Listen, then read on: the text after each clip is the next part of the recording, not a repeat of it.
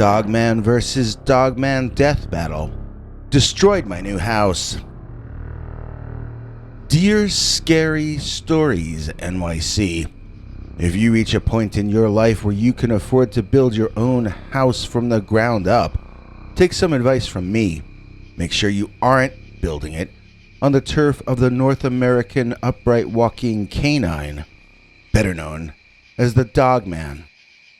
I was in the last few weeks of finishing the construction of our new home, complete with backyard and garage.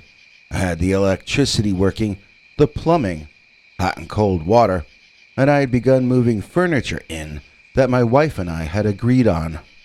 I was spending about 2 nights a week at our old house with my family, and the rest of the time sleeping alone in the new unfinished place. It was a lot more work than I had ever imagined, and it went slightly less slowly if I was there on the spot. For one thing, I could catch worker mistakes earlier and save time and money. The house was outside any other neighborhood, built into the woods a ways, although I did own much of the undeveloped land between the house and the closest major highway almost a mile away. We struck a deal with the local municipality for them to subsidize building a road out to the house, telling them that it would drum up business for the community if other well-to-do individuals and families purchased the lots between mine and the highway. I was basically creating my own new neighborhood, and I was very impressed with myself at the time. I had grown up in a large family, and we lived in a small apartment in Queens, New York. I was the only one who had become a major success. Consequently, I became the star of my family, and it had gone to my head. But don't worry, I was about to be put in my place by the Dogman. So I was sleeping upstairs alone in the room we were going to use as a guest bedroom. Our plan was to not move our own bed to the new place until the final day of moving, because my wife wanted to keep the one we had. Anyway, it was a little before dawn, and something happened downstairs that caused me to fall out of the guest bed onto the floor. I woke up very confused and disoriented, not sure why I was on the rug instead of under the covers. Then, a huge crash came from downstairs that wasn't just loud, it shook the entire house. It sounded like a wrecking ball was hitting the building, so in my half-awake state, my heart pounding in my chest, I figured we must be having an earthquake. I got up and stood in the doorway to the room because I thought I had read that you should do that if there was an earthquake. As soon as I was standing there, an even louder crashing sound exploded, this time coming from directly underneath me, followed by what sounded like our entire china closet being utterly destroyed. Earthquake or not, I had to go look downstairs, and I had to get myself out of that building before it fell in around me. My mind was still trying to wake up, and my body was buzzing with an extreme rush of adrenaline as I wondered if the building itself was collapsing. Had I designed it incorrectly? Had the workers messed up somehow? Why did it seem as though the entire building were going to fall down? Was there a sinkhole opening up and swallowing us? Well, when I got to the middle of the staircase and I could get a view of the downstairs, I got my answer. But it also shocked me so much that I got dizzy and I almost blacked out. I had to sit down on the stairs and force myself not to hyperventilate as I took in the scene and tried to decide what I should do about it. Here's what I saw. A giant, about 10 feet tall, covered in shaggy gray dog fur, was standing with his back to me just a few feet from where I was sitting on the stairs. He had a broad back, like none I've ever seen in my life. He was close enough that I could touch him, but why would I want to do that? I wondered if I were still dreaming. It seemed to be a monster, or possibly a space alien, but not like an E.T. sort of thing. I mean, like in the 1950s science fiction movies, where sometimes the alien would be a big scary monster. Of course, those don't exist out of old fantasy films, so this couldn't be happening. The giant man was doing something that I couldn't really understand until he turned to the side and I could finally make out that he was not the only intruder in my home. He was apparently wrestling with another almost as large giant of a man, perhaps a little wider, covered in fur, broad, muscular. They were locked in an embrace, each trying to wrestle the other one to the ground. And when they turned to the side, I could make their faces out for the first time, if you want to call them faces. Well, they didn't look like space alien faces, I'll say that much. I was looking at the heads of wolves, I think. At least they had long snouts and were canine in shape. They bared their teeth at each other, and there was such growling and snarling going on that at first I thought I was hearing even more of the creatures. One of them, trying to break free of the grip of the other, did this impossible and unexpected backbend, which caused the other's legs to slip up off the floor, and the backs of what I guess passed for its heels slammed into my once beautiful ceiling. As parts of it rained down, I saw that the two had been smashing up that ceiling for some time, as there were parts of it all over the floor, and electrical wires were exposed everywhere. They weren't just tearing my house down, they were creating a very dangerous death trap. If the roof didn't fall on me, I might end up electrocuted instead. I knew I needed to get out of there, but the giant, hairy, dog-headed men and their battling were in between me and freedom. I was shocked and numbed, at least as much as I was scared, and it all added up to me sitting there dumbly, mouth agape, unable to get my mind back in functioning order to plan out my escape. The brown one started to wriggle free of the grip of the gray one, who, sensing he was losing ground, pushed the other one across the room. He landed backward in my brand new Lazy Boy recliner, which slid backward across the floor into the wall so fast that plaster fell all over the creature, and the chair popped open into its recliner mode. The huge brown Dogman struggled to get up out of the chair, like a turtle lying on its shell. Before he could manage to even sit up, the other one was upon him, leaping onto the prone form with his claws out. Yeah, they seemed to be clawed men. Like, men with animal claws. I know that doesn't make sense. I knew that even as it was happening. The one on top intended to claw up the other one, but the brown one grabbed the gray one by its wrists and held its hands away from his body, preventing it from doing any damage. I think those are the best terms to describe them. They had hands, they had wrists, they had claws on those hands. When I told my wife about it the next day, she just got angry at me. Did they have hands or claws? Make up your mind. Well, my dear, these creatures, or men, had it all. They were animals, and yet they were giant men. Their legs were not human. Their legs looked utterly bizarre to me, and that lent some weight to the idea that they might be from another planet. But when the brown one managed to throw off the gray one and climb out of my poor broken lazy boy, I saw what the legs actually looked like clearly for the first time. They were like canine legs, the hind ones. You know how dog legs and also cat rear legs have that way of bending? That's different from how our legs and feet bend. Well, this was like that. We have a ball of our feet and a heel. They walk on what would correspond to the ball of the foot, while the part that would be the heel is a joint higher in the leg. I'm probably not describing it well, but you must have seen a dog or a cat, so you must know what I mean. One of them slipped onto the floor by the fireplace, sending the fireplace pokers crashing. He grabbed one and hurled it like a javelin at the other, who ducked. The poker tore into my once beautiful ceiling, and sparks shot out. The entire place was going to go up in flames, and I hadn't even figured out how to get past these creatures and outside yet. If only I could call for help. Wait, Why couldn't I call for help? I left my cell phone up in the bedroom. I could just go up there and get it. So, I stood up slowly, still feeling very dizzy from the shock, and I gathered my energy and courage to go back up there and call the police. Or should I call the fire department?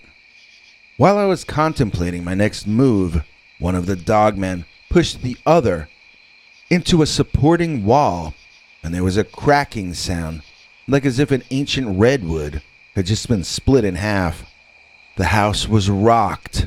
I lost my balance, and I dropped to a seated position on the stairs, which now seemed to be swaying ever so slightly underneath me. From my new vantage point, I saw the ceiling caving in around the supporting wall.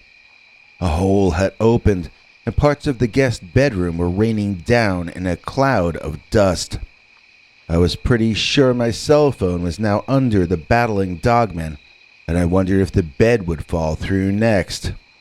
And so, it did.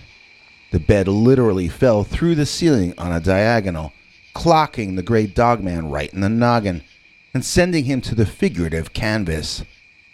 The brown one, in his hateful fury toward the other, tore that former bed apart in order to get to the juicy gray dogman who lay groggy underneath. Again they wrestled. Again they rolled on the ground, this time crashing into our new Tommy Bahama dining room set, utterly destroying it in only seconds. Each of the things my wife had so painstakingly chosen for our new home were taken from us, and it felt like watching my loved ones being slaughtered. I know that defines me as a crass materialist, and I know it puts my shallowness on full display. It's only money after all, but trust me, that was a whole lot of money I was watching being torched and trashed. The brown one flung my grandmother's portrait, framed and covered in glass, directly at the gray dogman who ducked. The portrait zipped over his head, slamming into and through the banister of the stairs I was sitting on, slicing through me by about 6 inches, and slamming into the wall to my right so hard that it and a million shards of glass all embedded themselves deeply, well past the wallpaper and into the wall itself. If I had been sitting one step further down, I could have been beheaded. The sheer strength of each of those man-beasts was unfathomable, like something from a Marvel superhero movie. The two of them were trading blows, or attempted blows, almost like the sickest boxing match in history. Their manner of punching was not quite human, and they seemed to connect more with the palm of the hand than the knuckles. But it wasn't slapping. You'd have to see it to understand. It's hard to explain in words, especially since I don't have the words to describe what I was witnessing. The boxing match didn't last long, as one of them pulled out its claws and the other one began making an almost hissing kind of sound. It seemed like it was only then that they were beginning to really lose their temper. Oh, great. That meant all of this was only a precursor to the real fight? It seemed that way, as the two now battled even more savagely than before. The snarling, the snapping, the headbutting, everything ramped up in intensity. One of them tried to gnaw at the throat of the other one, while the second attempted to tear open the belly of its opponent with the long claws on its hind legs. These two big animals seemed to be mortal enemies. They weren't just battling over turf or over a female. They were battling to the death. They were clearly each intent on the utter destruction of the other, and nothing less than that was going to end this fight. The gray one was taller than the brown one, but the brown one was wider somehow. I wondered what had started this great enmity between them, and I wondered who would eventually win the battle. I just wish they would go have this fight somewhere else. I wish they would go away with all my heart, but wishing will not make it so. The battle slammed back into that supporting wall, and at this point, the ceiling began to cave in. Not just the guest room this time. Now the entire upstairs was coming on downstairs. I could barely see the two dogmen battling through the dust and smoke, and I saw what looked like small electrical fires breaking out. I had no choice but to run down those stairs while they still stood, and make a break for the front door of the house, while the two behemoths were preoccupied with battling each other behind me. I ran out front, and I kept running till I was across the street and hiding behind a tree looking back. I could see there was water flooding out of the back where the kitchen was. They must have come in through there and destroyed the kitchen first. There were fires in the front and floods in the back. It was like the 7 deadly plagues all happening to my own poor house. I knew insurance was not going to cover any of this. I was lucky that I was sleeping in my day clothes. My key fob was in my pocket.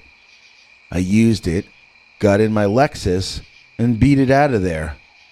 I told the story later on to a cousin of mine, and he had the nerve to ask me which of the dogmen won the fight. He actually expected me to care enough about who was going to win the fight that I would stick around and get myself squashed underfoot. I have stopped speaking to him since then. I always knew he was a dim bulb, but now I see him as a complete jerk.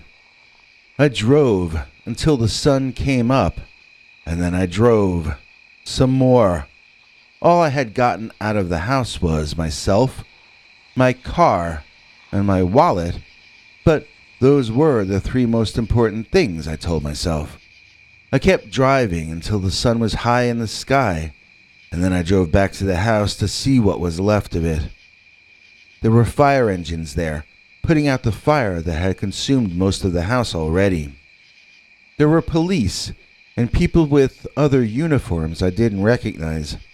When I made it clear I was the owner, some of the men asked me if I knew what happened, while others showed me what they noticed had happened. Someone, I was informed, had broken into my home by thoroughly destroying the glass doors to my patio, smashing them inward. Somehow, they managed to tear the kitchen sink out of the wall, bursting a water pipe, which the men had only just managed to close up. They told me that the criminals must have used a battering ram, but they had not found it yet. They didn't know if they might find it along with the bodies of the perpetrators inside the wreckage of what used to be the first floor of the house, or if possibly the ram was taken away, assuming the bad guys managed to get away themselves. I said nothing. I knew the dogmen were gone. All I did tell them was that I woke up in the middle of what I thought was an earthquake. I got in my car, and I drove away. There were no lies in that statement. I just left out all the parts about giant hairy dog-headed men. They asked me if I saw anybody in the house when I ran out, and I said I was in a state of shock, avoiding a direct answer.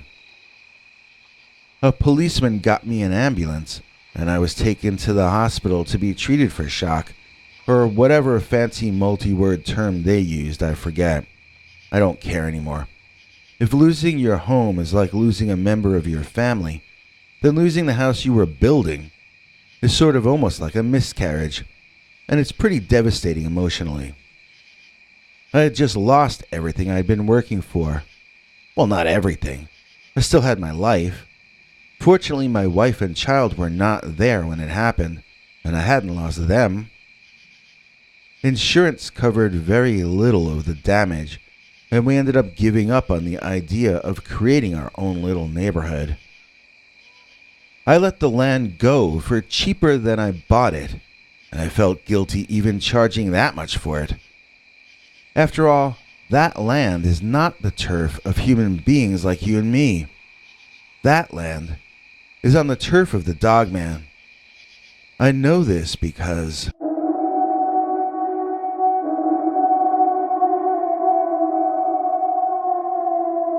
the Dogman versus Dogman death battle destroyed my new house.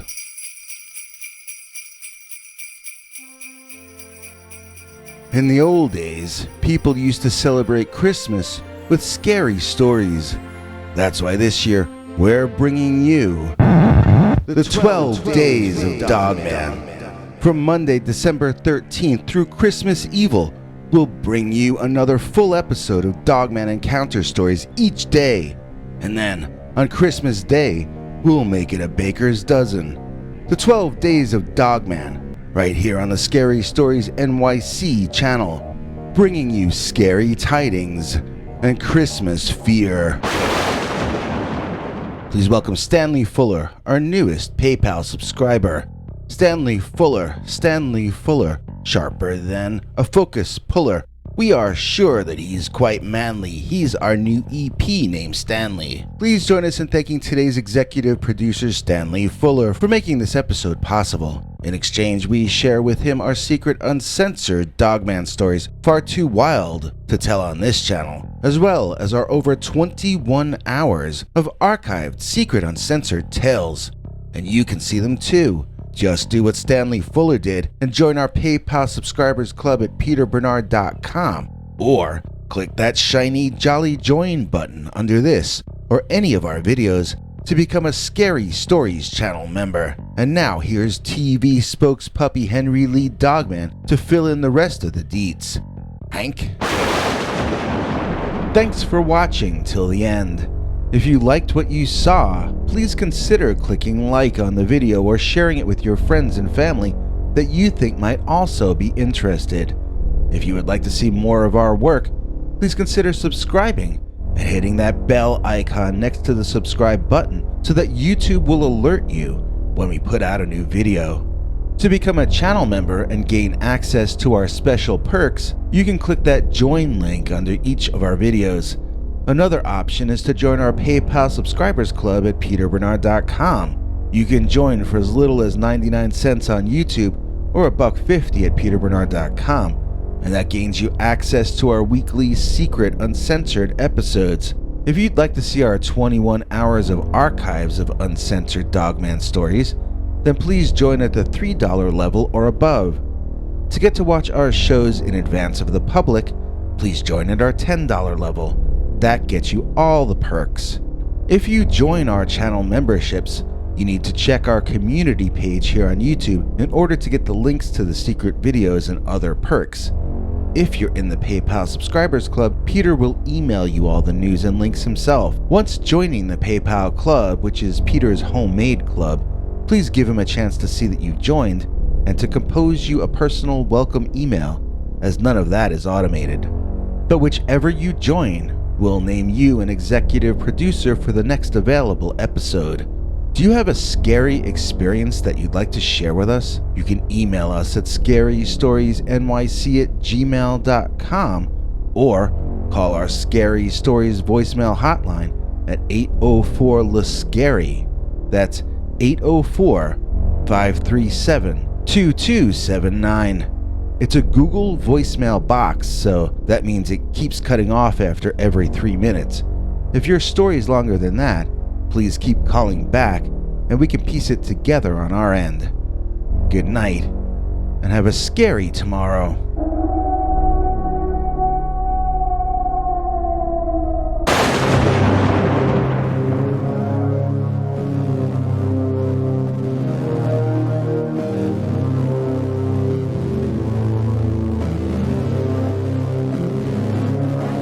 Come back for more scary stories.